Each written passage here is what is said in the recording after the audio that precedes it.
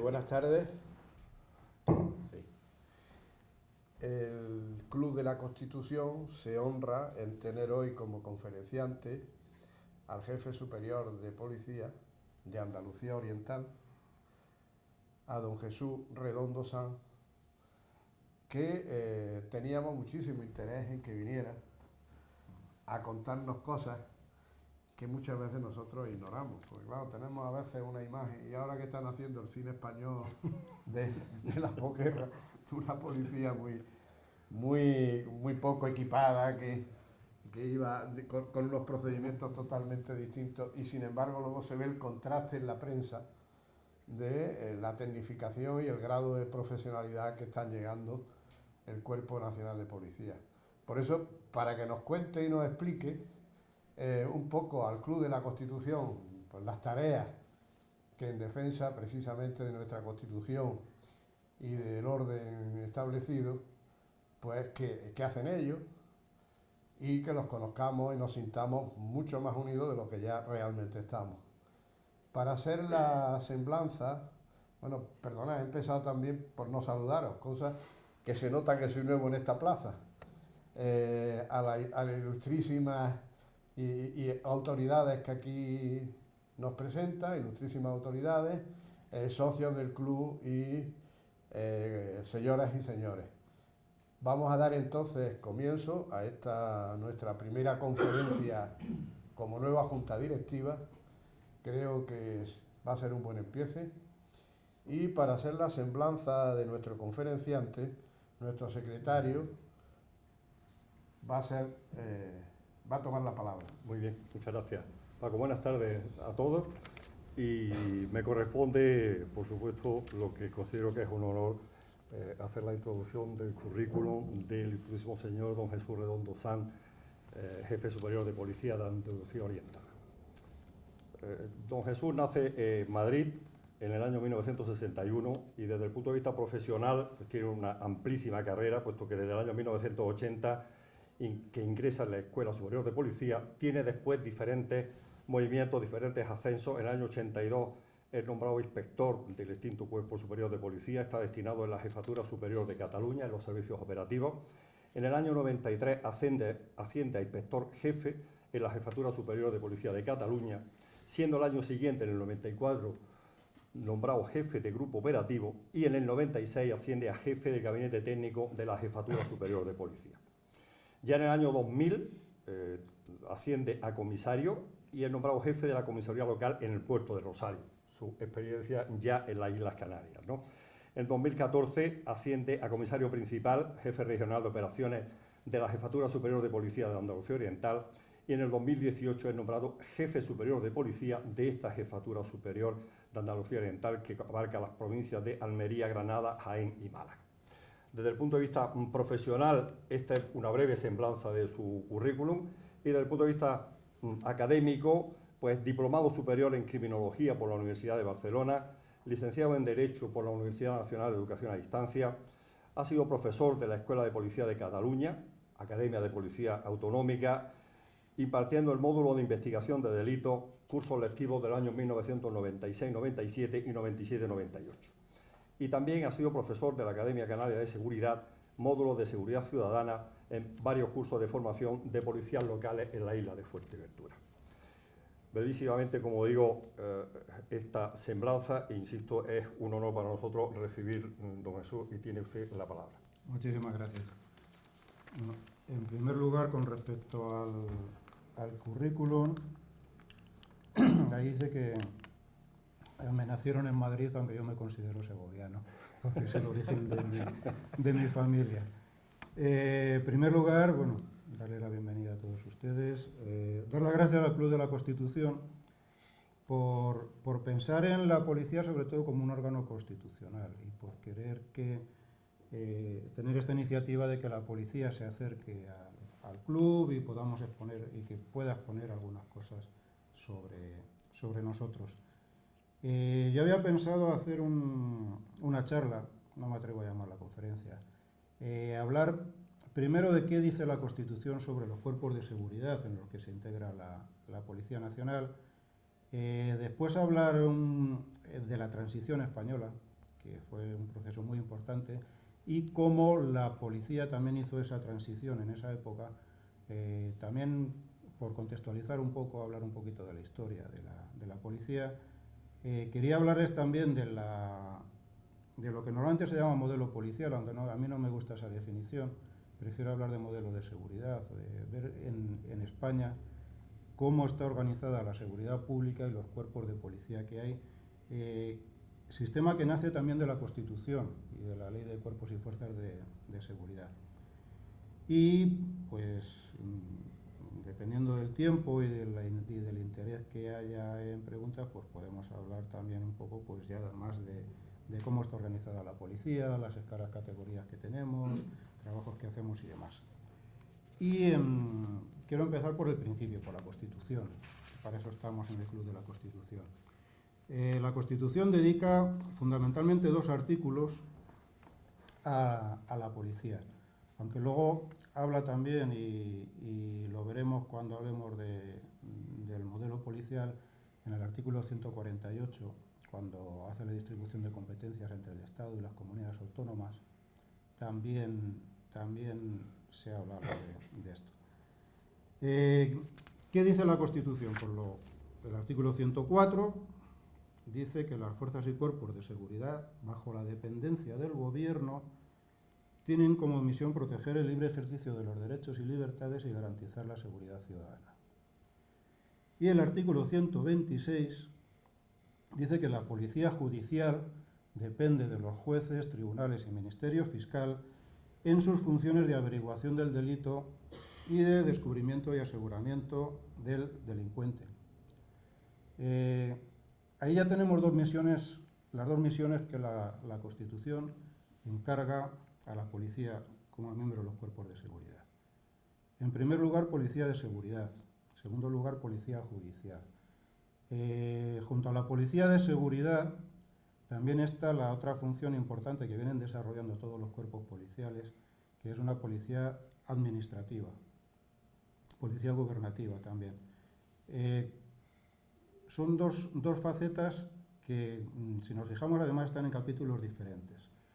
El 104 está en el capítulo 4, dedicado al gobierno y la administración, lo cual quiere decir que los cuerpos de seguridad dependen del gobierno y ejercen funciones administrativas y funciones de seguridad ciudadana, que el artículo 4 las enmarca dentro de la defensa de los derechos y libertades. Es un aspecto muy importante,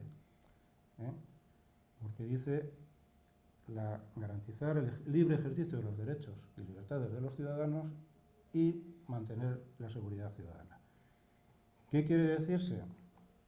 Que la seguridad sirve para la libertad. Siempre ha habido esta discusión entre cómo conseguimos el equilibrio entre la libertad y la seguridad. Si hay más seguridad hay menos libertad, si hay más libertad hay menos seguridad.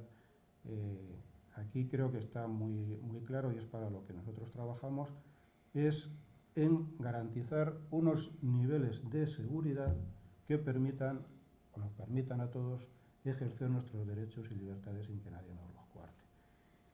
Y en cuanto a la policía judicial, el artículo 126 se enmarca en el capítulo 6, que habla del poder judicial, es decir, enmarca la policía judicial como dependiente del poder judicial en esa función de investigación de los delitos y de puesta a disposición judicial de los delincuentes y de las pruebas y efectos del delito.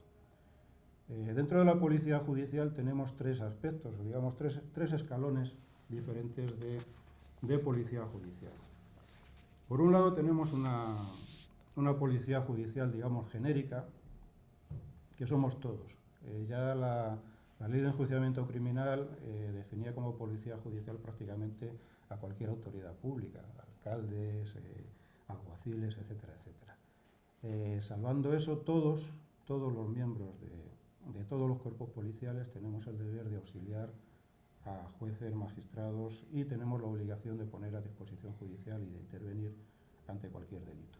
Esa es una policía judicial, como digo, de carácter genérico, y es una función que nos compete a todos.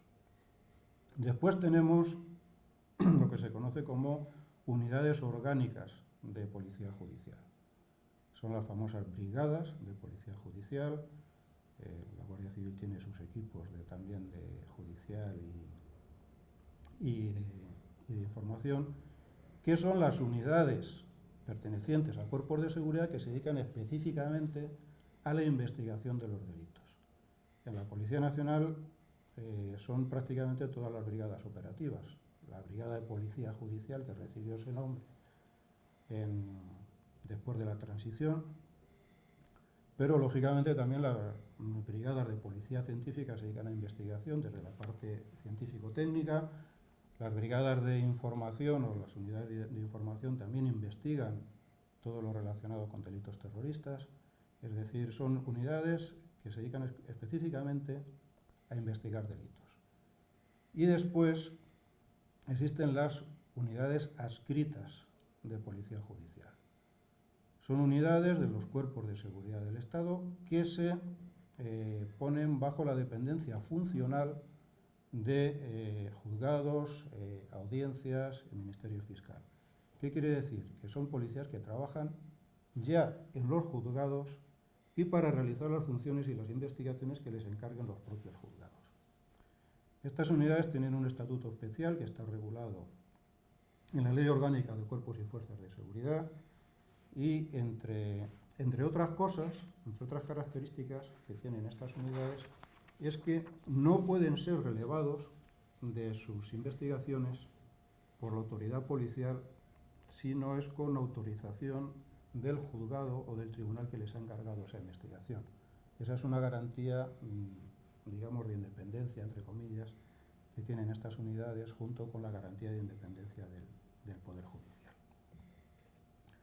Bueno, esto es lo que dice la Constitución, pero luego a la hora de la verdad, ¿qué es lo que realmente hacemos? ¿Cómo se tradujo eso? ¿Cómo se tradujo el proceso constituyente, el proceso de la transición española en cambios en la Policía Nacional?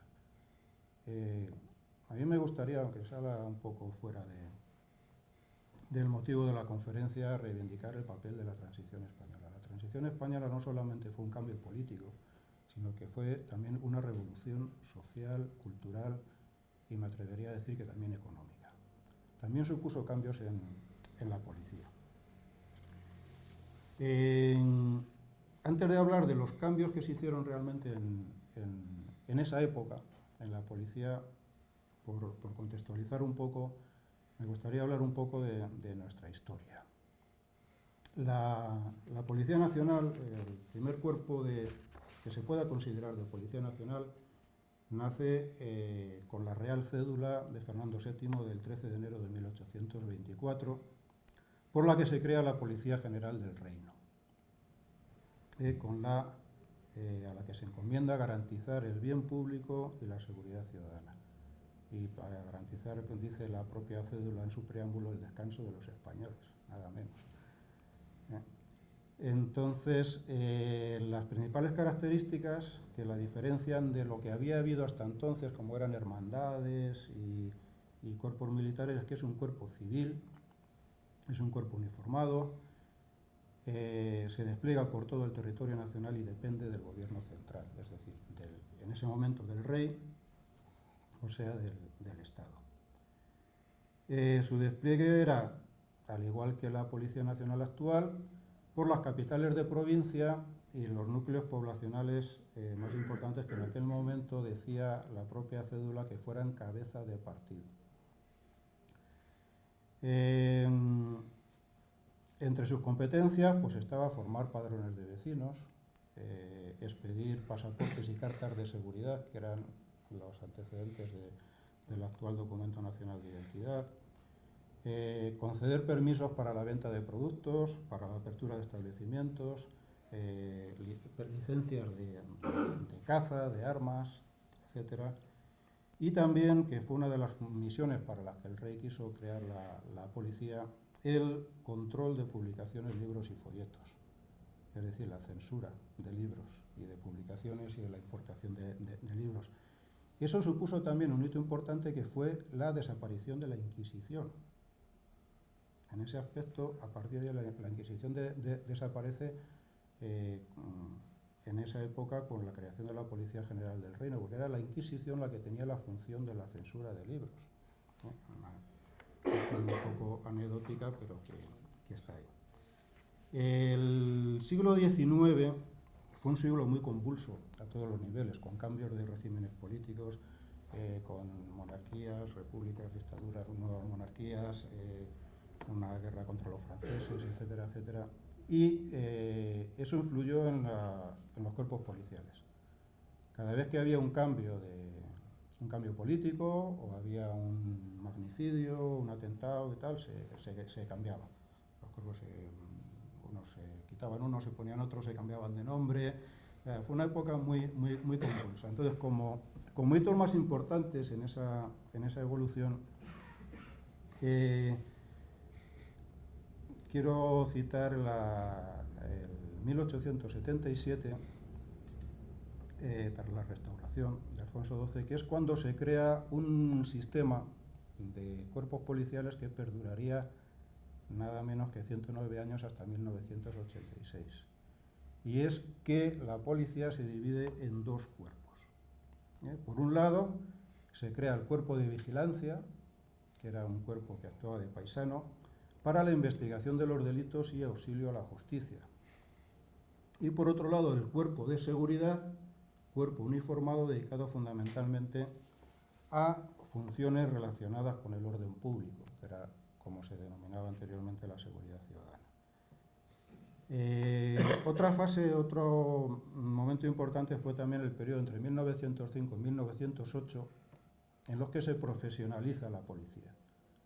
Se aprueban una serie de reglamentos que culminan con la Ley Orgánica de la Policía Gubernativa de 1908 y ya se determina cuáles son las formas de ingreso, se crea una academia, se establecen las funciones y se crea ya una policía más profesionalizada. Siempre manteniendo esos dos cuerpos, un cuerpo de paisano dedicado a la investigación y otro cuerpo uniformado dedicado a la seguridad ciudadana. Y ya nos vamos acercando un poquito más. En la época de la República. En la época de la República ocurren varias cosas con la policía. El cuerpo de vigilancia pasa a llamarse cuerpo de investigación y vigilancia. Y el cuerpo de seguridad pasa a llamarse, sigue llamándose cuerpo de seguridad. Y ahí se crean en la época de la República, dos unidades, dos especialidades dentro de la policía uniformada que con diferentes denominaciones van a llegar hasta hoy. Una son las secciones de asalto, los famosos guardias de asalto, que fueron los antecedentes de las compañías de reserva general, y las compañías de reserva general fueron sustituidas después por las actuales unidades de intervención policial.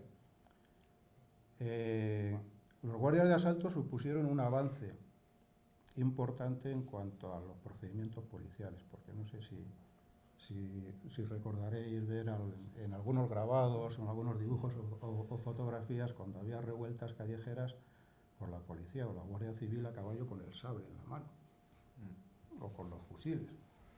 Entonces, esa guardia de asalto se trataba de que pudiera hacer labores de orden público, de restablecimiento del orden público sin necesidad del empleo de armas, tal como se hace ahora, adaptado a su época. Y otra unidad que se creó fue el Cuerpo de Vigilantes de Caminos, para el control del tráfico rodado. Después hablaré un poquito más de eso. Pasamos al antecedente, que es la situación que había cuando se aprueba la Constitución, se produce la transición política, que es durante el régimen de Franco. Durante el régimen de Franco, ese cuerpo civil se llamó Cuerpo General de Policía, la secreta famosa, y seguía dedicado a tareas de investigación. Y es el cuerpo uniformado, fue el cuerpo de la Policía Armada y de Tráfico, los famosos grises. Cuerpo uniformado de carácter civil, pero de estructura y y funcionamiento interno prácticamente militar, que se encargaba de las labores de seguridad ciudadana y mantenimiento del orden público. La función de tráfico pasó a la Guardia Civil en 1958. Entonces quedó solo la Policía Armada y las labores de tráfico se adscribieron a la Guardia Civil. Y llega la transición, llega la Constitución, llega el cambio político. ¿Y qué pasa con la policía? Pues el Cuerpo General de Policía pasa a llamarse Cuerpo Superior de Policía. En 1978, prácticamente al mismo tiempo que la Constitución, se aprueba la Ley 55/78 de la Policía, en la que se establecen sus misiones y se cambia, como digo, las denominaciones. El Cuerpo General de Policía pasa a ser Cuerpo Superior de Policía, prácticamente con la misma estructura, las mismas funciones, y el Cuerpo de Policía Armada pasa a llamarse Cuerpo de Policía Nacional. Aquí sí que se produce un cambio más importante. Primero se cambia la uniformidad. La uniformidad pasa del gris al marrón. El régimen interno, aun cuando se mantienen las escalas y categorías de origen militar, pasa a ser un régimen interno ya civil. En aquella época empiezan a funcionar los sindicatos policiales. Primero de manera clandestina y después ya aprobados por la Ley de Cuerpos de Seguridad y demás. Además se producen algunos pequeños cambios en la estructura que, aunque sean simplemente cambios de denominación, también revelan cuál es el nuevo espíritu y el nuevo, lo que diríamos la democratización del trabajo de la policía o la adaptación a los nuevos tiempos. Cambian los nombres de las brigadas operativas. Por ejemplo, la Brigada de Investigación Criminal ahora se llama Brigada de Policía Judicial. La antigua y famosa Brigada de Investigación Político-Social pasa a ser Brigada de Información. La Brigada de Orden Público pasa a ser Brigada de Seguridad Ciudadana. Es decir, se van modificando los nombres, se van modificando procedimientos, porque si una cosa ha caracterizado en España a la policía y a los cuerpos de seguridad ha sido, primero, su lealtad a la legalidad vigente. Segundo, su vocación de servicio al ciudadano. Y tercero, su adaptabilidad, tanto a las situaciones sociales de cada momento como a la realidad delincuencial, mejorando tecnologías, cambiando procedimientos, etcétera, etcétera. Más cambios importantes. Un año después, este año, el próximo viernes de la semana que viene, me parece que se va a celebrar una gala en Madrid. En el año 1979 se produce la incorporación de la mujer a la Policía Nacional. La promoción de inspectores del Cuerpo Superior de Policía del año 79, a la que pertenece nuestro jefe provincial, Jorge Infantes, incorpora a las primeras mujeres. En el año 1983, también en la convocatoria de acceso al Cuerpo de Policía Nacional, recordamos que existían dos cuerpos policiales, también ya se incluyen las mujeres y 2 años después, en 1985, juran el cargo como profesionales el primer grupo de mujeres en el Cuerpo de Policía Nacional. Este proceso culmina en 1986 con la Ley Orgánica 2/86 de 13 de marzo de Cuerpos y Fuerzas de Seguridad. En esta ley se estructura y se define el sistema de seguridad, el modelo policial español. Se determina cuáles son los cuerpos de seguridad, cuerpos de seguridad del Estado, Policía Nacional y Guardia Civil, policías dependientes de comunidades autónomas y policías locales. Se define un marco general común para todos, se define lo que son los principios básicos de actuación que están en consonancia con lo que dicen las normas de Naciones Unidas sobre los funcionarios encargados de hacer cumplir la ley. Se da carta de naturaleza a los sindicatos policiales, etcétera, etcétera. Entonces, el Cuerpo Superior de Policía y el Cuerpo de Policía Nacional se funden en un solo cuerpo que se llama Cuerpo Nacional de Policía. Cuerpo Nacional de Policía que ya adquiere unas categorías, unas divisas, una estructura propia diferente a las de origen militar o a las existentes en otros sitios, o las hojas de laurel o los comecocos que nosotros llamamos. Se define cuál es la distribución policial, la distribución de competencias, de territorios, etcétera, etcétera. Los principios básicos de actuación son importantes y lo que dice la ley, los principios básicos de actuación tienen 4, que son para todos los cuerpos policiales, tienen 4 bloques. Uno es de adecuación al ordenamiento jurídico, que incluye el respeto a la Constitución y a la ley, la neutralidad e imparcialidad, la integridad y los principios de jerarquía y subordinación y la colaboración con la Administración de Justicia.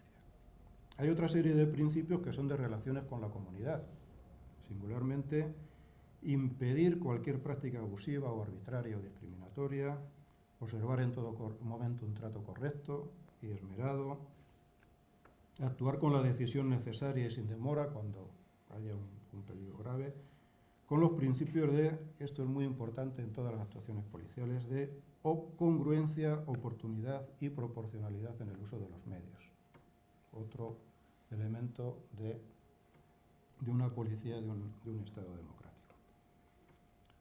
Hay otros principios relativos al tratamiento de los detenidos,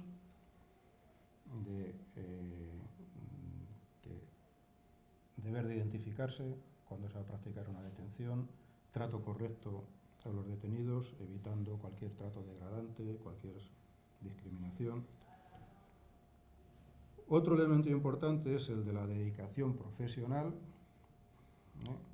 y el deber de intervención permanente. Otro elemento importante es el secreto profesional y otro la responsabilidad por las actuaciones. Eso está en el artículo 5 de la Ley de Cuerpos y Fuerzas de Seguridad. Y dentro de esas funciones, como siempre, como digo, funciones de policía administrativa, policía de seguridad, policía de investigación. Se hace un reparto por una parte territorial y por otra parte funcional de competencias entre los diferentes cuerpos. Los que son cuerpos de seguridad del Estado, entre Policía Nacional y Guardia Civil.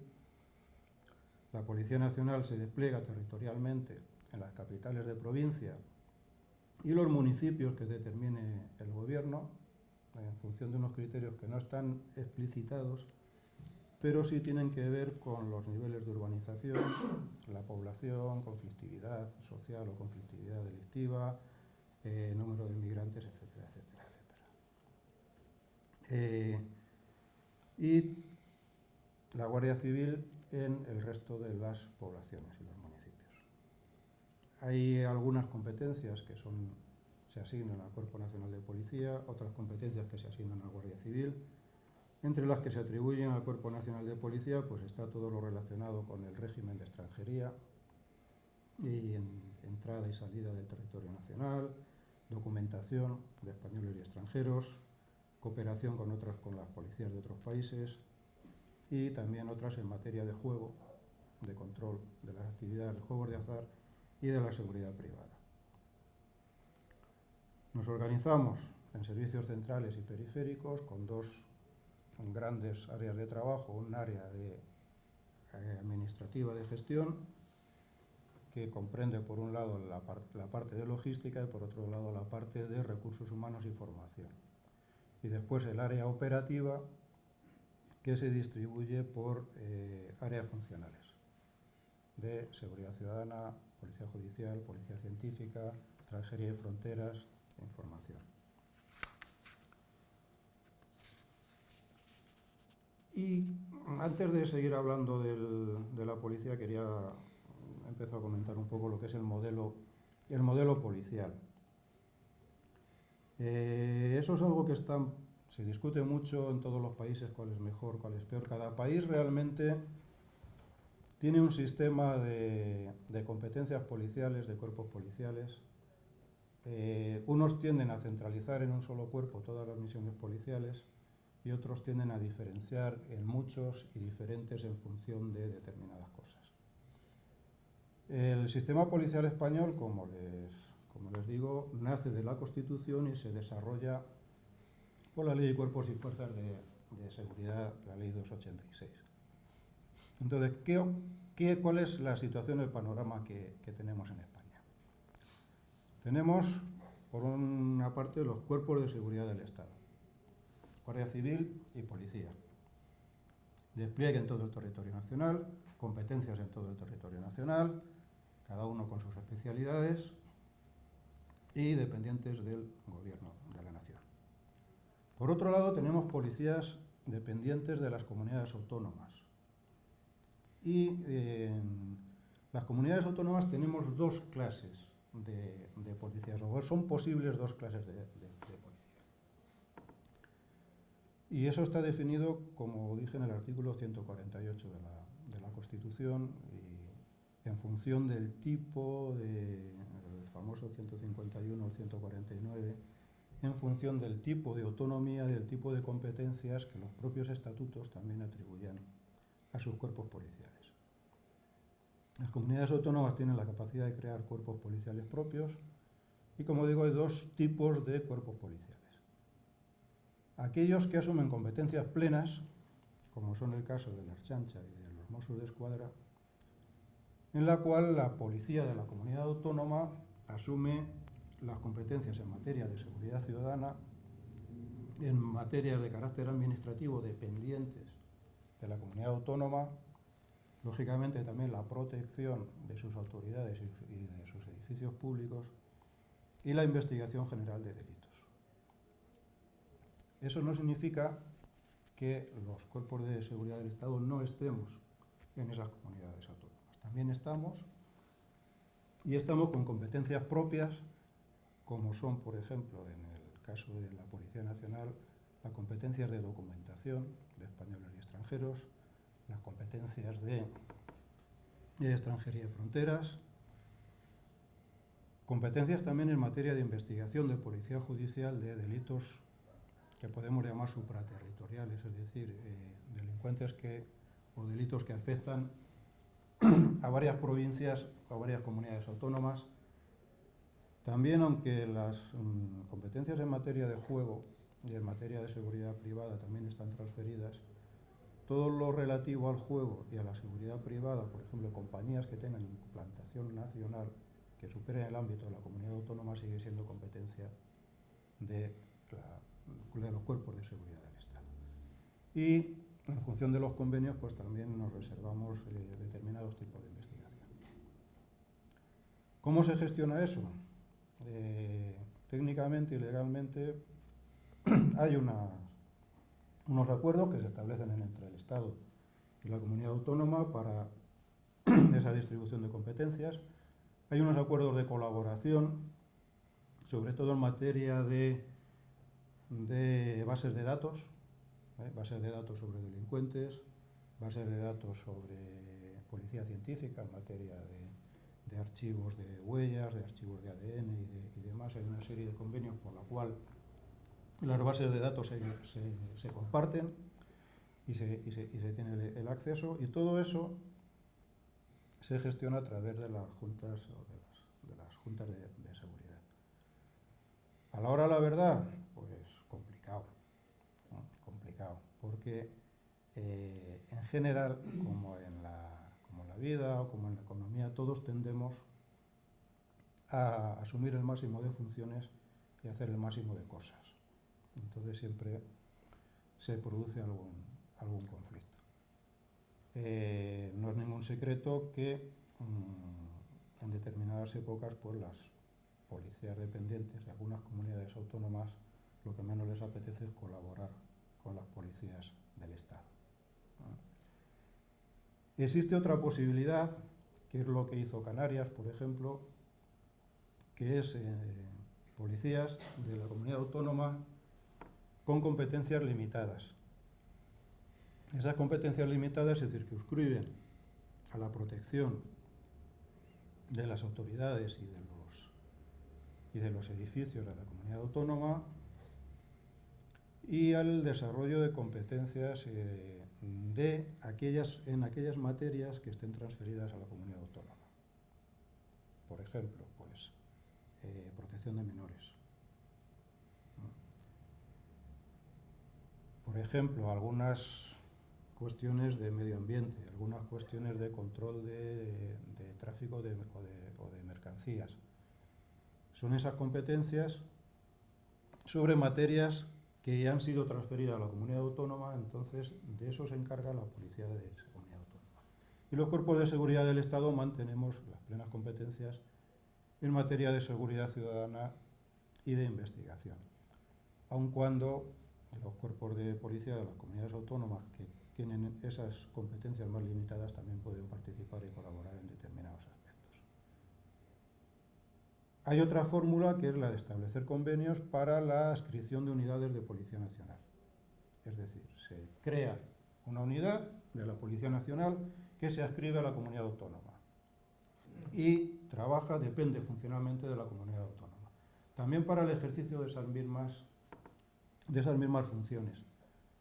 Es el caso de Andalucía, es el caso de Aragón, es el caso de la Comunidad Valenciana, es el caso de Galicia y casi es el caso de Madrid. Lo que pasa es que Madrid tiene una cosa rara, que es una unidad de cooperación, no es realmente una unidad adscrita, pero como si lo fuera. Después están las policías locales. Las policías locales también se regula un poco su estatuto básico en la Ley de Cuerpos y Fuerzas de Seguridad.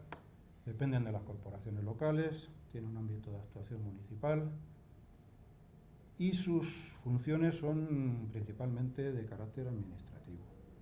También pueden realizar la protección de las autoridades y los edificios municipales. Tienen las competencias en materia de tráfico y circulación de vehículos dentro del término municipal, en vías urbanas, y en ese aspecto también la elaboración de atestados por accidentes de tráfico,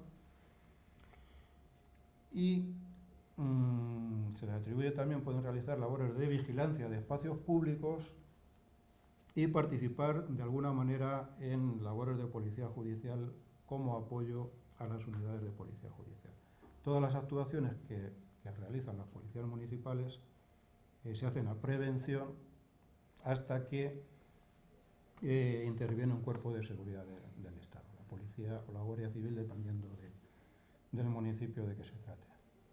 ¿Qué ocurre? Pues que a la hora de la verdad también hay municipios que han desarrollado mucho sus policías locales y también realizan labores que entran dentro de las competencias de los cuerpos de seguridad del Estado. Incluso en algunos municipios, por parte de las autoridades judiciales, también se les ha autorizado algunas cosas. Pero realmente, según la Ley de Cuerpos y Fuerzas de Seguridad, sus funciones se circunscriben a actividades de prevención y actividades de colaboración con. ¿Qué ocurre? A la Policía Nacional o a los cuerpos de seguridad del Estado nos interesa que haya la máxima colaboración con las policías locales en materia de prevención de la seguridad ciudadana. También se han hecho protocolos y trabajos de colaboración, sobre todo en los 2 últimos años, en materia de prevención de actos terroristas. Habrán visto, por ejemplo, en Granada, que en determinadas fechas y horas del día pues hay coches de la policía local atravesados en la entrada de calles peatonales, que se colocan volardos y demás, y luego pues también realizamos actividades preventivas de control y demás, muchas de ellas conjuntas, porque se trata de sumar, no de ir peleándonos por las cosas. Eso es lo que regula, lo que recoge la Ley de Cuerpos y Fuerzas de Seguridad. Después tenemos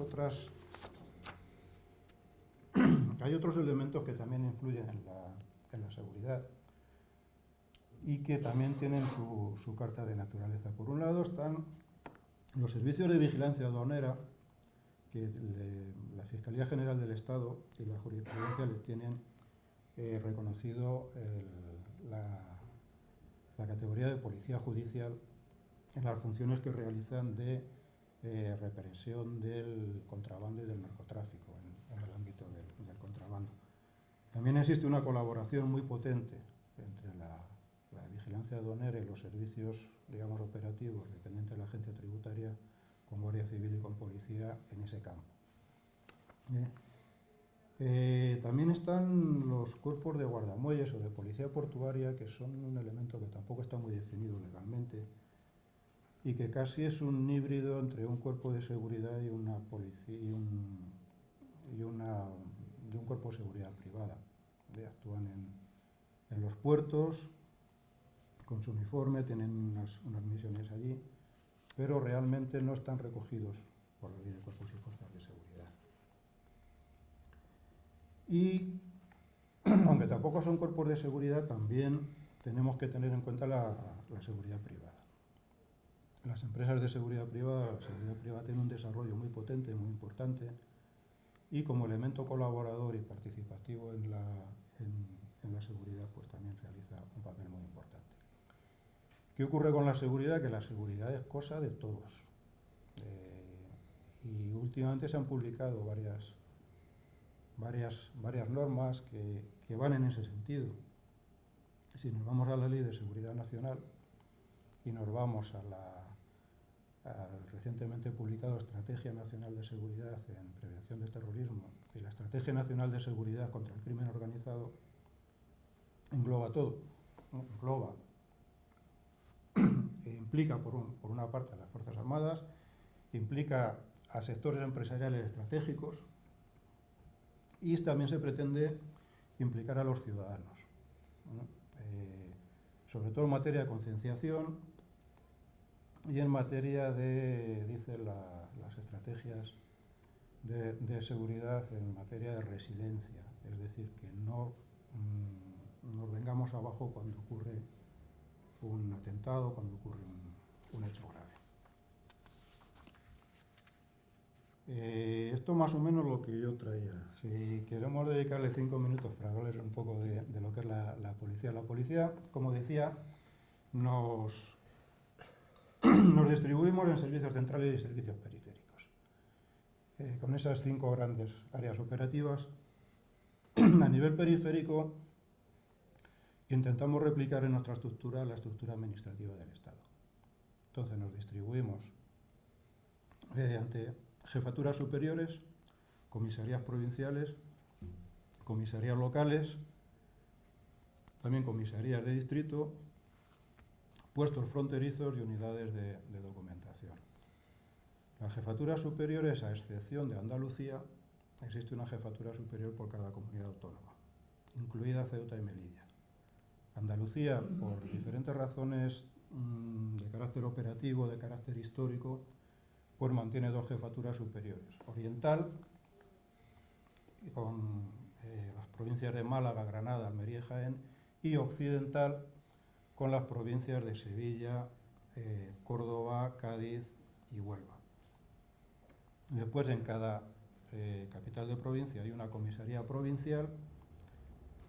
Dependiendo del tamaño de la ciudad, puede o no tener comisaría de distrito. Granada, por ejemplo, tiene 3 comisarías de distrito. Norte, que está en la propia sede de la calle de La Palmita. Centro, que está en la Plaza de los Campos. Y Sur, que está en el Zaidín. Hay comisarías locales. En Granada tenemos las comisarías locales de Baza y Motril. Los puestos fronterizos son los encargados de controlar la entrada y salida de personas en el territorio nacional y para que nos hagamos una idea, el puesto fronterizo puede ser terrestre, que es el clásico, pero también puede ser aéreo y marítimo. Entonces, en esta jefatura superior tenemos los puestos fronterizos marítimos de Motril, Málaga y Almería y los puestos fronterizos aéreos de los aeropuertos de Málaga, Granada, Jaén y Almería.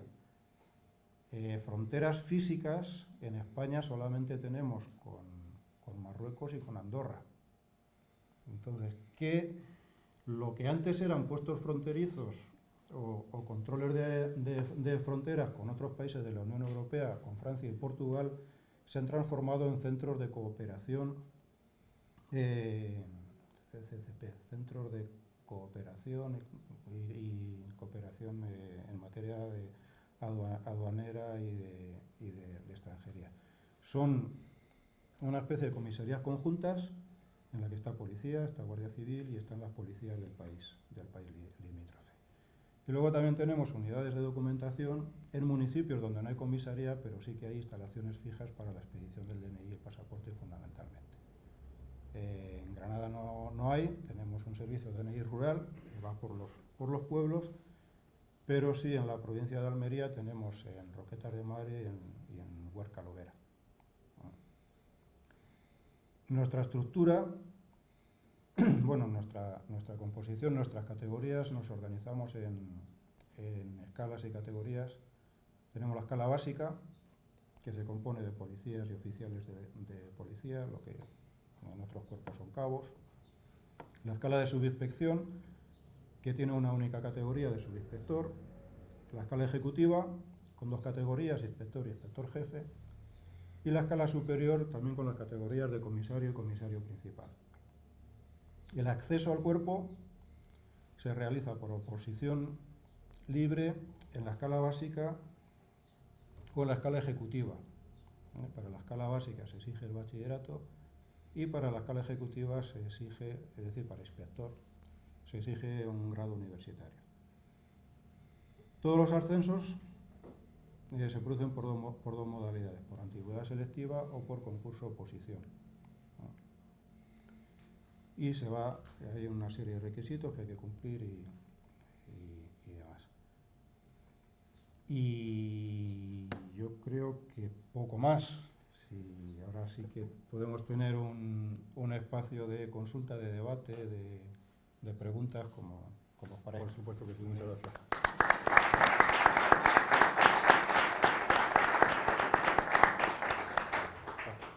Bien, como es costumbre, abrimos un debate. Primero agradecerle al jefe superior la interesante conferencia, porque la verdad es que el conocimiento y la evolución histórica que nos ha dado, pues la verdad que nos pone un poco en situación y en conocer un poquito mejor a nuestra policía.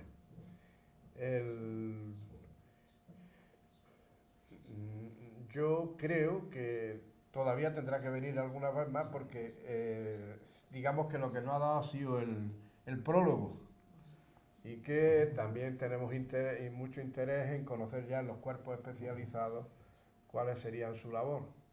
Y sobre todo a mí, que me están haciendo competencia la policía financiera y me preocupa. Por tanto, sin más preámbulos, pues tenéis la palabra.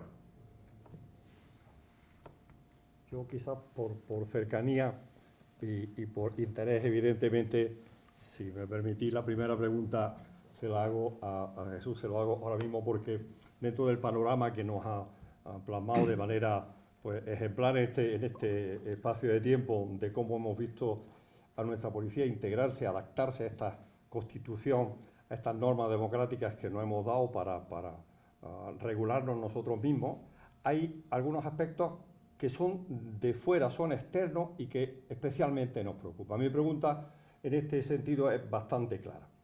Andalucía Oriental, tu jefatura superior, Málaga, Granada, Almería, zona de especial incidencia en materia de inmigración. Nos gustaría, por favor, que nos hicieras alguna indicación respecto de cómo se ve el Cuerpo Nacional de Policía cuando vienen estas avalanchas, cómo los conseguís concentrar, en qué sitio, la evolución que tienen estos CIE, si están cumpliendo realmente su función o no, y tu opinión hasta dónde pueda llegar, Jesús, para aclararnos un poquito esto que efectivamente nos preocupa mucho. El proceso tiene varias fases y entramos a funcionar muchos organismos. Sabéis que se creó para todo este tema una autoridad de coordinación del estrecho y el mar de Alborán, a cargo de un general de la Guardia Civil. Fundamentalmente, ese tipo de inmigración se llega por mar. No es la única inmigración que llega a España. También llega inmigración por tierra, a través del este de Europa, llega por aviones, pero esta es la más llamativa desde el punto de vista humanitario, la que más preocupa. La que más preocupa. Precisamente ayer se localizó una patera que llevaba un día o dos perdida, y hay varias personas hospitalizadas y una fallecida, y eso es un drama y es una tragedia. Entonces, ¿qué ocurre? Por una parte tenemos Salvamento Marítimo, que realiza las labores de rescate en el mar. Salvamento Marítimo lleva a los inmigrantes a tierra. Tenemos unos acuerdos por los cuales Salvamento Marítimo se pone en contacto con nosotros y nosotros le decimos a qué puerto los tiene que llevar. Se han establecido unos puertos de referencia, unos puntos de arribada, que en esta jefatura superior son Almería, Motril y Málaga, y en Andalucía Occidental es San Roque, el muelle en Algeciras. ¿Cuál es el sistema? Los inmigrantes llegan. Lo primero que se hace es una asistencia por parte de los servicios médicos de Cruz Roja. Cruz Roja los ve, los examina, ahí colaboramos todos en ese primer montaje, y Cruz Roja es la que en ese momento estamos trabajando también para intentar con las nuevas instalaciones que estamos haciendo, que lo primero que se hace cuando llega el inmigrante, Cruz Roja lo ve, mira si tiene alguna herida, alguna enfermedad, etcétera, etcétera. El inmigrante se ducha y se le facilita ropa limpia y nueva. Y a partir de ahí ya pasa a dependencias policiales. ¿Cuáles son esas dependencias policiales? Pues la dependencia policial de esos inmigrantes tienen la consideración de detenidos. Entonces hay que leerles los derechos y pasarían a un calabozo. ¿Qué estamos haciendo? Pues tenemos el famoso CATE, que no es un CIE, son cosas diferentes. El CATE es un centro de acogida temporal que es, como si dijéramos, una extensión de los calabozos de la comisaría, pero que se ubican en el puerto con unas condiciones que intentamos que sean mejores que las de un calabozo tradicional. Entonces ahí hay dos fases iniciales. Por una parte, los funcionarios de extranjería, con intérpretes y demás, una vez que se les ha informado de sus derechos, hay una labor la primera labor es la identificación. Son personas que vienen sin documentar, si vienen sin documentación, no sabemos quiénes son, salvo lo que nos cuenten ellos. Entonces, por una parte, los grupos de extranjería lo que hacen se hace la identificación y se hacen los trámites administrativos. Hay que tener en cuenta que hay una norma europea de fronteras que nos obliga a hacer las cosas como las hacemos, y que la norma española es una adaptación de esa normativa europea. El extranjero que cruza la frontera ilegalmente hay que identificarlo y hay que intentar devolverlo al punto de origen. Esa es la norma. Entonces, para ello hay que hacer un expediente administrativo, hay que identificarlo y hay que notificarle esos expedientes y demás. Y por otra parte, dentro de esa labor de identificación es muy importante la de policía científica. La policía científica lo reseña, lo fotografía, y esa reseña y esa fotografía pasan a una base de datos. Lo primero que se hace es contrastar esa reseña con las bases de datos que ya tenemos, por si es una persona que ya ha entrado en otras ocasiones o ha sido detenido en alguna ocasión, o le figura esa identidad u otra diferente. Y como digo, la norma y nuestro interés es el cumplimiento de la norma, que esas personas vuelvan al punto de origen o al país de origen.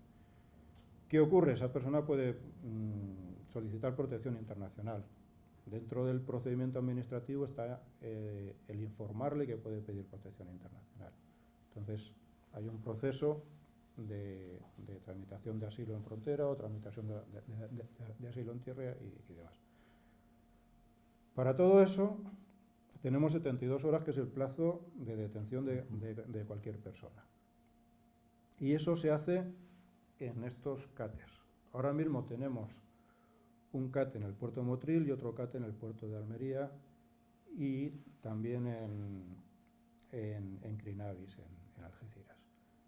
Estamos trabajando ahora mismo para construir un CAT nuevo con módulos en el puerto de Málaga, reconstruir el CAT de Motril, hacerlo nuevo, porque la verdad que ya tiene un tiempo y tiene bastantes problemas estructurales. Y tenemos un CAT en Almería que queremos ampliar, de forma que si ojalá no ocurra, si ocurre lo que ocurrió el año pasado, de tener llegadas muy importantes, poder absorberlo, tener capacidad para poder absorber y poder ubicar de forma correcta a todas esas personas. Normalmente en esas 72 horas no da tiempo, salvo en el caso de los marroquíes, que es un sistema mucho más ágil, con la colaboración de las autoridades marroquíes, no da tiempo o no es posible esas personas devolverlas al punto de origen o al país de origen. Entonces, solo hay dos opciones: ponerlo en libertad o pedir el ingreso en CIE. El CIE es un centro de internamiento que dice la ley que no tiene carácter penitenciario, aunque es un centro cerrado, con sus rejas, con sus puertas, con sus cerraduras, con sus policías de seguridad. Y el ingreso en CIE ya necesita autorización judicial. ¿No? Necesita autorización judicial. Y por un tiempo máximo de 60 días. ¿Qué estamos haciendo? En la mayoría de las ocasiones, sobre todo los subsaharianos, se ponen en libertad. No se ponen en libertad, o sea, no los ponemos en la calle. Hay un convenio entre el Ministerio de Trabajo y Asuntos Sociales y ONGs por el cual esas personas pasan a un sistema de acogida de ONGs. O sea, no, salvo excepciones, no se quedan en la calle. Y ese es el proceso que se hace con todos los inmigrantes. Igual que cuando se detiene a un inmigrante, en materia de extranjería tenemos dos o tres tipos de expulsiones. Cuando se detiene a un inmigrante que carece de documentación o que ha prolongado el tiempo legal de estancia, el proceso es el mismo, sea del país, salvo el nacional de la Unión Europea, que tienen un estatuto especial. Y hay hay también un sistema de expulsión judicial para personas que han cometido un delito y que se puede sustituir la pena o se puede sustituir el proceso por la expulsión al país. La materia de extranjería es muy compleja, muy extensa y muy compleja. Nosotros, nuestro interés, la estrategia nuestra es potenciar lo que nosotros llamamos expulsiones cualificadas, es decir, expulsiones de personas que han cometido delitos, expulsiones en ámbito penitenciario, condenados a penas de más de un año, que una vez que concluyen la pena, si podemos, hay un convenio con prisiones también para poder recogerlo y llevarlo a un sistema bastante complejo. La respuesta casi, si me permiten, por favor, casi me trae otra pregunta de inmediato, y es, todo ese esfuerzo del Estado español es reconocido en Europa. ¿Europa valora adecuadamente esto? Porque a mí me cuesta trabajo pensar que un ciudadano pues danés o alemán o belga, que está tan alejado de la frontera nuestra, pues puede ver el esfuerzo que hace el Estado español por esto. Eso forma parte del sistema europeo. Hay una agencia europea que se llama Frontex, de la Agencia Europea de Fronteras, que está trabajando mucho en este sentido. Nosotros tenemos, ahora se inicia la Operación Verano y la Operación Pasos del Estrecho, y tenemos agentes de Frontex que son policías de toda la Unión Europea, tanto españoles como de otros países, que están en los CATES o están en los puestos fronterizos haciendo entrevistas y recopilando y haciendo inteligencia para determinar flujos y se reciben apoyos importantes. ¿Hasta qué punto la Unión Europea valora o está preocupada por el fenómeno de la inmigración en España? Pues eso es relativo. También hay apoyos económicos importantes. Casi todo el esfuerzo presupuestario que se hace en materia de expulsión y demás está financiado también por Frontex, por la Unión Europea. ¿Qué ocurre? Que aunque es un drama y es un problema grave para nosotros, en el conjunto de la Unión Europea, pues lo de el verano pasado, que para nosotros supuso un problema muy importante, nos obligó a hacer unos esfuerzos logísticos muy importantes, habilitar polideportivos y contar con ayuntamientos y muchas cosas. Para la Unión Europea era una broma comparado con la crisis de Turquía en los países del este o con la crisis del Mediterráneo central. Y el número de inmigrantes pues es poco representativo. Desde el punto de vista cualitativo sí, porque es una tragedia el que haya gente que muera en el mar y que viaje, que se ponga en riesgo de esa manera. ¿Alguna pregunta? Gracias. ¿Pregunta?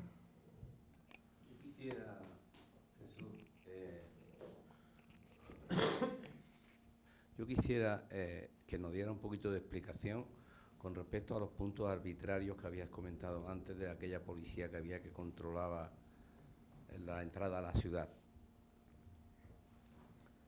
No, bueno, realmente no se controlaba la entrada a las ciudades. Cuando hablaba de pasaportes... Las mercancías, ¿no? ¿Cuál? Las mercancías controlaban, ¿no? No, lo que se controlaba eran las licencias, los permisos. Igual que las licencias ahora para un bar o para un determinado establecimiento las dan los ayuntamientos, en la Real Cédula se determinó que las diera la policía y de hecho se financiaba de las tasas que se cobraban por esas licencias. Sí, había unas tasas para entrar. Sí. Lo que sí que en tiempos sí que había, no sé si sabéis, si os sonará lo que son derechos de portazgo y demás, sí. Esos eran impuestos que cobraban las ciudades por la entrada de las mercancías. ¿No? En las puertas de las ciudades, porque las ciudades antiguamente, en la época de la Edad Media, eran recintos amurallados y se cerraba por la noche y se entraba y se salía y todas las mercancías tenían que pagar su tasa. Pero eso no tiene que ver con lo que hablaba la Real Cédula de otorgamiento de licencias de caza, de apertura de establecimientos y demás. Gracias. Bueno, España, Andalucía y Granada recibe también un flujo importante de personas que vienen a disfrutar y a estar con nosotros y a conocer nuestra cultura. Y a mí me gustaría primero felicitarte por lo que supone el SATE, por todas las felicitaciones que también se recibe y por los galardones que ha recibido, pero también me gustaría que explicaras un poquito más lo que es el SATE para esa atención amable y profesional de cara a una persona que está fuera de su casa y fuera de contexto y que sin embargo pues ha sufrido un serio problema. Y una segunda cuestión es, y ligado un poco en el ámbito de la primera pregunta que te han hecho, aparece todo una oferta, no sé si en un caso ilegal o alegal o de falsificación, distribuida por nuestras calles y por nuestras plazas. Y cuando yo le pregunto al ayuntamiento, a la policía local, me dicen, eso no es competencia mía, porque yo lo único que tengo que ocuparme es de ocupación de vía pública. Y eso es competencia de la Policía Nacional. Bueno, al final, ahí nos quedamos... Claro, es muy difícil ir a una administración de no, esto no es competencia mía. Digo, bueno, yo vengo al ayuntamiento o vengo a la comunidad autónoma, a quien sea, no sé de quién es competencia, pero yo al final me dirijo a una administración, ¿no? Al final eso también lo hemos visto tanto desde la Confederación de Empresarios como en la Cámara de Comercio, pues el daño también que se hace al comercio local o incluso ya no sé, el tema de aspecto de seguridad. Pero luego, y lo ligo también con la primera cuestión, al final también es una cuestión de imagen, de destino, de marca, que todo afecta, ¿no? Pues si nos pudieras comentar esas dos cosas. Gracias, Jesús.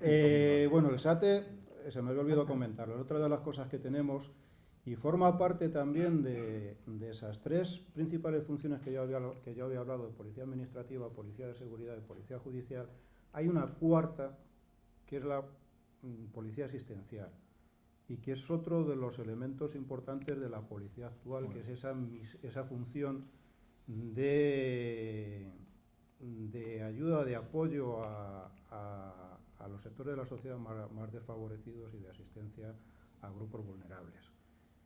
El SATE. El SATE se llama Servicio de Atención al Turista Extranjero. Está ubicado en el Colegio Niñas Nobles, ahí en Cárcel Baja, en el mismo edificio de la Oficina de Turismo. Y lo que hacemos ahí es eso.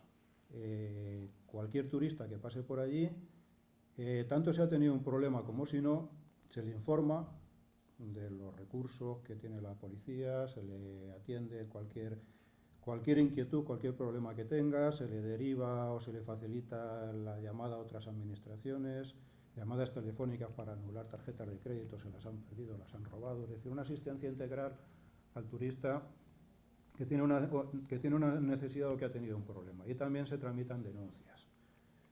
Es un servicio que está funcionando muy bien, así como otras cosas que hemos intentado, como por ejemplo la OFIPOL que se puso en el puerto de Málaga no funcionó, que era una oficina virtual. Pero bueno, esto sí está funcionando muy bien. Con respecto a la venta de productos, ahí es un tema complicado. ¿Por qué? Porque por una parte,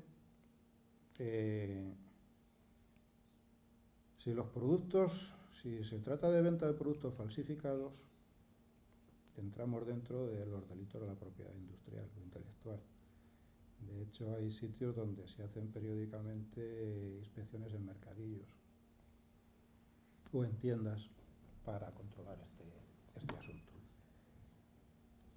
Si los productos no son falsificados, podría haber en su caso un fraude de Hacienda o una actividad no autorizada, no regulada. Yo creo que ahí el principal actor,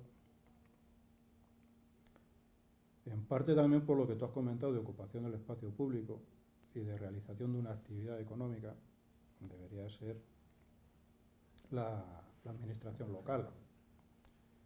Y si no hay y eso normalmente cuando se trabaja conjuntamente entre administración local y Policía Nacional a la hora de levantar ese tomanta o de intervenir en los efectos y demás.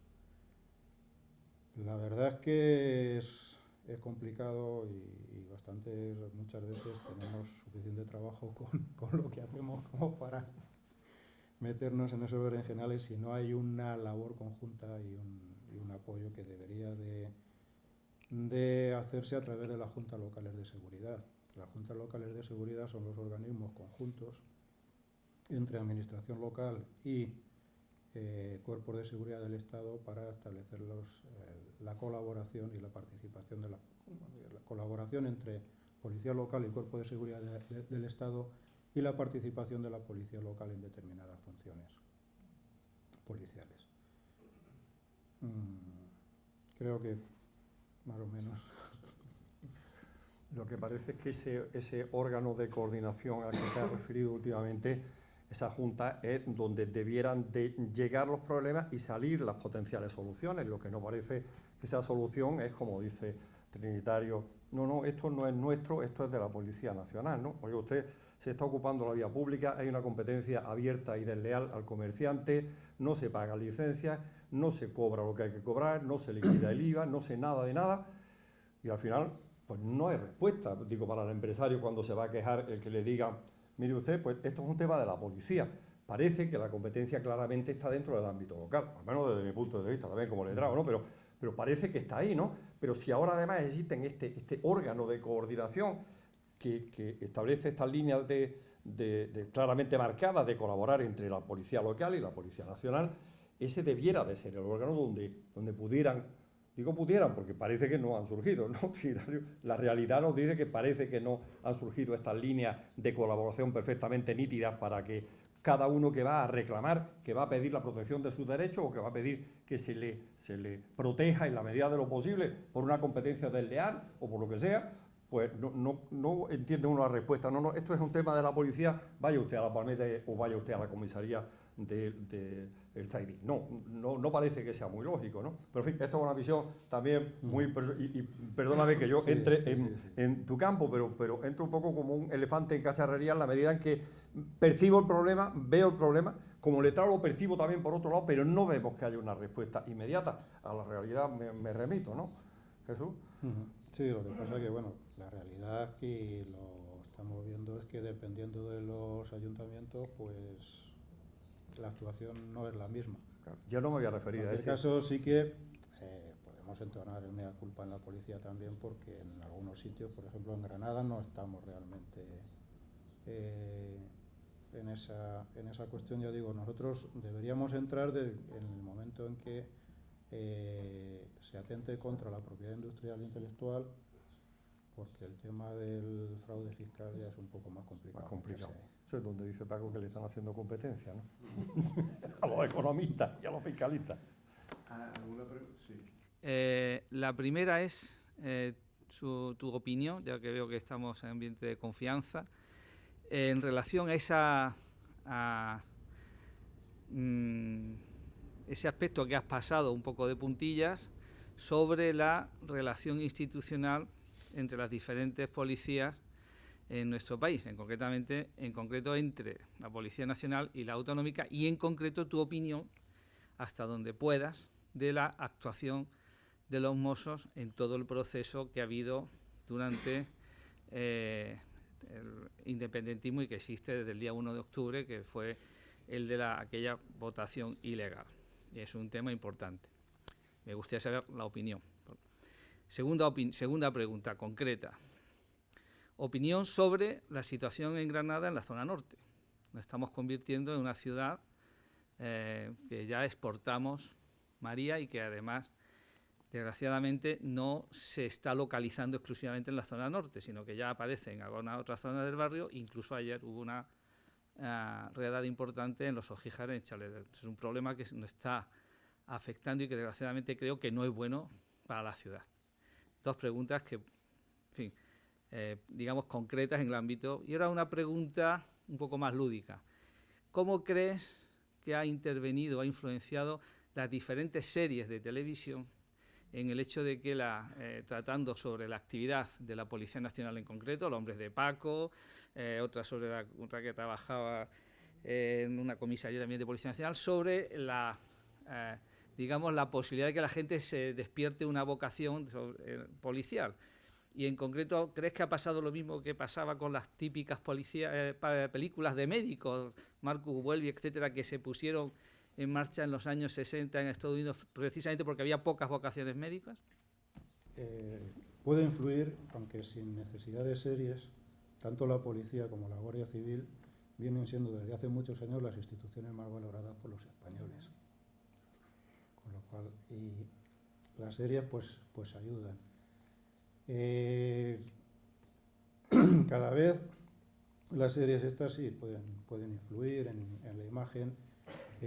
Muchas de ellas reciben asesoramiento directo por parte de la policía y de la Guardia Civil sobre aspectos de cómo comportarse, el funcionamiento interno del cuerpo y demás. Y bueno, sí pueden tener su influencia. Yo confieso que no las veo, porque bastante tengo con lo mío. Sí que tengo que decir una cosa, y esto es una prueba de sonido. Con respecto a los hombres de Paco, cuando empezó, yo vi los 2 o 3 primeros capítulos y me lo pasé muy bien con esos 2 o 3 primeros capítulos, con las burradas que hacían, pero me lo pasé muy bien, y esto se puede contar porque ya está prescrito. Yo llevo 38 años en la policía, casi 39, porque cuando yo ingresé las hacíamos más gordas todavía. Pero a lo serio, lo de zona norte, por desgracia, no es exclusivo de zona norte. España se está convirtiendo, y eso es tenemos un proyecto, un dispositivo, un plan de trabajo a nivel nacional sobre plantaciones de marihuana, porque no queremos que pase como ya pasó en su momento con la cocaína, es que España adquiera en Europa la imagen de que es el centro productor de hierba de Europa. Con respecto a la zona norte, desde hace años tenemos 2 planes, 2 dispositivos, y en eso a lo mejor vas a participar tú también.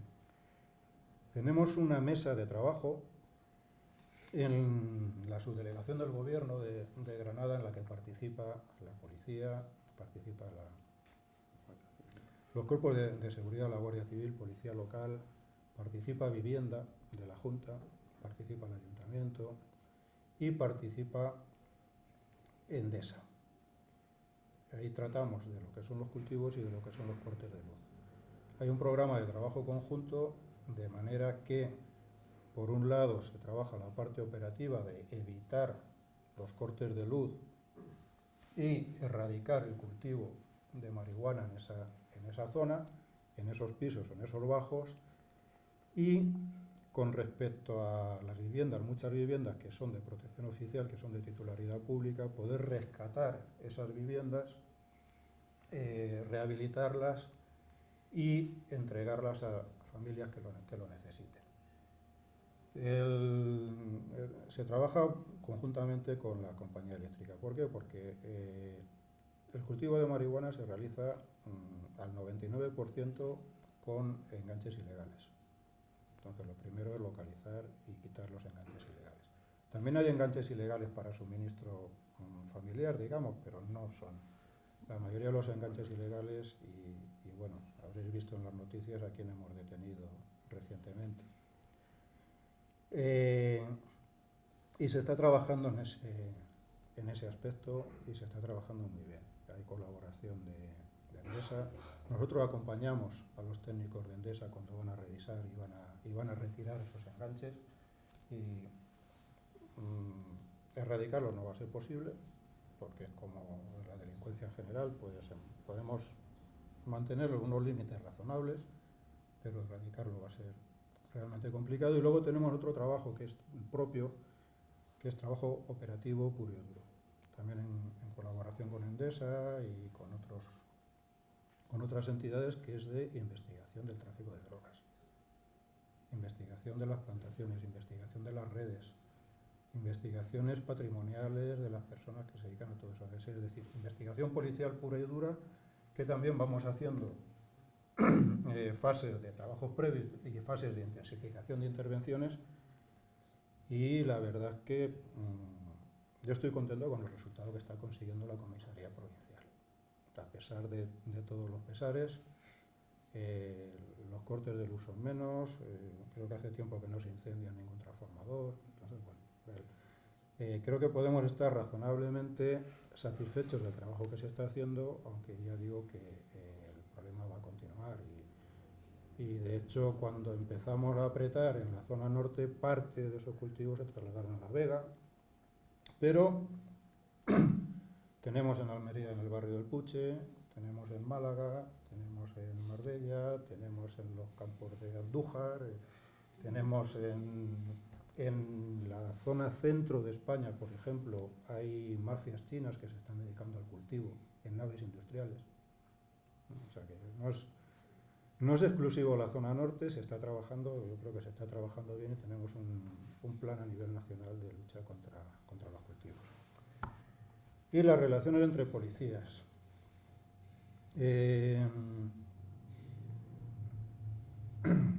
Se colabora mucho, de vez en cuando nos peleamos también, nos peleamos con las policías autonómicas, nos peleamos con las policías locales y nos peleamos entre la policía y la Guardia Civil. Yo digo, por ejemplo, con la Guardia Civil, que somos como hermanos, nos queremos mucho, pero también nos peleamos un poquito, sobre todo para ver quién tiene el cariño de papá y de mamá, ¿no? Entonces, con respecto a Cataluña y el País Vasco, que es donde tienen las policías integrales, yo no he estado durante el proceso en Cataluña, pero sí estuve en el año 98 y 99, que fue cuando empezó el despliegue de la Policía de Mozos de Escuadra, y como estaba en gabinete técnico de la jefatura, estuve en varias reuniones de trabajo precisamente para establecer los sistemas de colaboración entre Policía Nacional y Mossos de Escuadra. Y en aquel momento la actuación de la policía catalana y de las autoridades catalanas fue ejemplar. Establecimos unos protocolos de colaboración, unos protocolos de intercambio de fichas de reseña de delincuentes, unos protocolos de intercambio de información. Se creó entonces la sala de coordinación, que sigue funcionando. Es una sala de coordinación en la que hay representantes de Mossos d'Esquadra, de Policía, de Guardia Civil, de forma que cualquier intercambio de información o cualquier requerimiento de información o de colaboración entre cuerpos se gestiona a través de ahí y se facilita mucho el trabajo. ¿Qué ocurre? En la práctica, ¿qué ocurrió? Se hicieron los acuerdos fueron funcionando muy bien. El despliegue de Mossos d'Esquadra en Cataluña se alteró y se retrasó porque lo primero que quisieron asumir, después de hacer un primer despliegue en Girona, me parece, en Tarragona, se modificó el calendario porque quisieron asumir tráfico junto con transporte. Entonces ahí se retrasó lo que fueron el despliegue sobre el territorio, y la última fase fue la de Barcelona. Y el modelo y los trabajos previos y la colaboración no tenía nada que ver con la otra comunidad autónoma, donde la colaboración era prácticamente inexistente. ¿Qué ocurrió? Pues que, como todas las policías tenemos vocación expansiva, pues luego pues, los acuerdos se cumplen o no se cumplen. Pero se sigue, dentro de lo que cabe, se sigue trabajando porque los Mossos d'Esquadra en general les gusta ser policías. Y si les gusta ser policías, les gusta trabajar con el resto de los policías. A nivel del día a día no nos podemos quejar, la verdad. ¿Una pregunta? ¿Hay bastantes policías en España para tantísima cosa? Sí. ¿Están suficientemente...? ¿Sí? Lo que ocurre también es una cosa.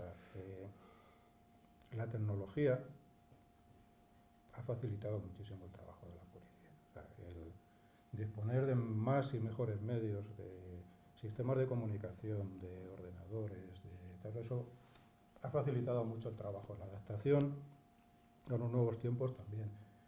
¿Qué ocurre? Si fuéramos más, posiblemente pudiéramos hacer más cosas y mejor, pero bueno. Y otra pregunta que se me ocurre también son los delitos. Los delitos también están cambiando. Sí, sobre todo ahora efectivamente. relacionado con las redes sociales, ¿no? Hoy salía la noticia Sí. que han aumentado mucho también las denuncias de delitos sexuales. Bueno, la delincuencia evoluciona siempre. Lo que ocurre que a veces tampoco podemos volvernos locos con ese tema. ¿Qué ocurre muchas veces con los delitos realizados a través de medios tecnológicos? Muchas veces son viejos delitos con nuevas tecnologías. Y entonces evoluciona la tecnología, evoluciona la técnica, y nosotros evolucionamos también en nuestras técnicas de investigación y en nuestro trabajo. De hecho, sí que es cierto que los delitos que más están creciendo son los delitos cometidos a través de estafas con medios de pago, bien con tarjetas de crédito, bien a través de internet. Pero yo ahí sí que pienso que España tiene una cultura de seguridad en general bastante baja, y en particular en tecnología más todavía. El uso de redes, seguridad en el uso de redes y responsabilidad en el uso de las redes también. Entonces, yo pongo un ejemplo muy claro. Si a usted un desconocido le para por la calle, le pregunta cómo se llama, dónde vive, cuál es su número de teléfono, qué hace por las tardes, es posible que salga corriendo o que pida auxilio. Sin embargo, le conecta el teléfono móvil y esos datos están ahí. Hay quien llega a su casa o sin llegar a su casa, pues, fulanito, aquí está mi foto con mis amigas Y ayer estuve en la playa con no sé quién y mira qué coche más bonito me he comprado y mañana me voy de vacaciones. Esas cosas hay que cuidarlas. Y también la responsabilidad. Lo que ponemos, lo que subimos a la red, se queda en la red. O sea, lo que subimos a Internet se queda en Internet. Y el respeto que tengamos por los demás debe de ser el mismo el que tengamos en redes sociales que el que tenemos en el tú a tú. Bien. Con respecto a los delitos contra la libertad sexual, pues sí que es cierto que está habiendo quizá algún repunte en algunos sitios, ¿no? Y es curioso, no sé si es que estamos haciendo algo mal, porque la violencia de género no se reduce. Es más, no se reduce en los sectores más jóvenes de la población. La percepción que tienen los jóvenes de las relaciones entre pareja quizá no es la más, entre comillas, adecuada, y eso conlleva también a determinados comportamientos que pueden convertirse en delictivos o en socialmente complicados. Y mi última pregunta sería, ¿ustedes cuántas horas trabajan? Porque muchas veces vemos que se comete un delito y hay un policía que está corriendo y que ha visto el delito. A ver, la policía trabaja 24 horas al día, 7 días a la semana. Los policías, teóricamente, trabajamos 37 horas y media. Bueno, los policías trabajan 37 horas y media. Los que somos un poquito más jefes trabajamos teóricamente 40. Ese es nuestro sistema. Existen turnos, lógicamente. Hay servicios que son de 24 horas, que se hacen mediante turnos. Son los servicios de patrulla. Y fundamentalmente los servicios de atención al ciudadano, que es radiopatrullas, centros de comunicación y oficinas de denuncias. Esos son 3 servicios que se mantienen permanentemente funcionando. Otros, pues hacemos turnos, unos trabajan por la mañana, otros trabajan por la tarde. Pero yo lo que me refiero es a eso, a que a lo mejor un policía está en su tiempo libre, ¿no? Como ha salido ahora lo que se está jugando o se está viendo ahora en Alicante, ¿no? De la viuda negra, esta señora Sí. que mató a su marido y tal, como una policía haciendo deporte en su horario libre, ¿no? De su tiempo libre. Y se ve, y ella llegó y lo separó y eso también se ve mucho, ¿no? Sí. Policía que en su hora libre... Eso tiene dos policía. componentes. Eso tiene 2 componentes. Hay un componente de compromiso personal y de vocación policial, que es muy importante. Pero también es una obligación legal. O sea, lo que comenté de los principios básicos de actuación, uno es el deber de intervenir siempre que no exista peligro para la vida, en función de las circunstancias, con los principios de oportunidad, congruencia y uso progresivo de los medios, pero es una obligación legal. Lógicamente el que lo hace por vocación y por compromiso personal. ¿Alguna pregunta más? Bueno, pues yo sí quiero hacerlo una muy breve. ¿Es Granada segura? Sí. Una respuesta breve. Sí. En todas partes mencionabas, pero Granada segura. Granada segura y España es uno de los países más seguros de Europa, aunque no nos lo crean, aunque no nos lo creamos.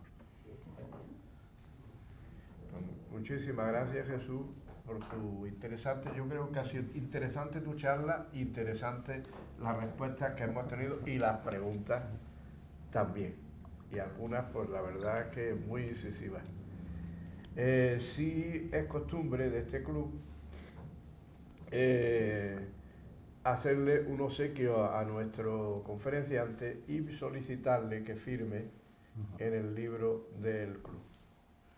Por tanto,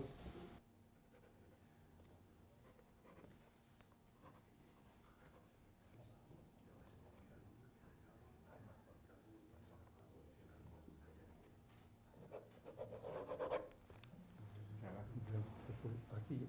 ¿será tan amable de leerlo? Sí, tengo una letra muy fea, pero bueno. Un momentito. Para mis amigos del Club de la Constitución, agradecido por darme la oportunidad de hablarles de mi trabajo y pasión, y por pensar que la Policía Nacional y la Constitución Española van unidas en la defensa de la democracia y de los derechos de las personas. Granada.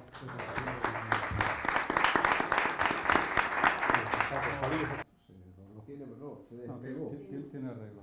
Pues, muy bonito, muchísimas gracias.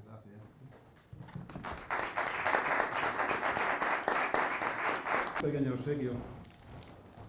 Es un libro que se ha editado por el Instituto de Estudios de la Policía y la Fundación Policía Española, que recoge un ciclo de conferencias que se celebró el año pasado, organizado por la policía en diferentes ciudades españolas sobre policía y constitución. Entonces se recogen conferencias del ministro del Interior, de la fiscal general del Estado y de varias personas, y se titula Policía y Constitución.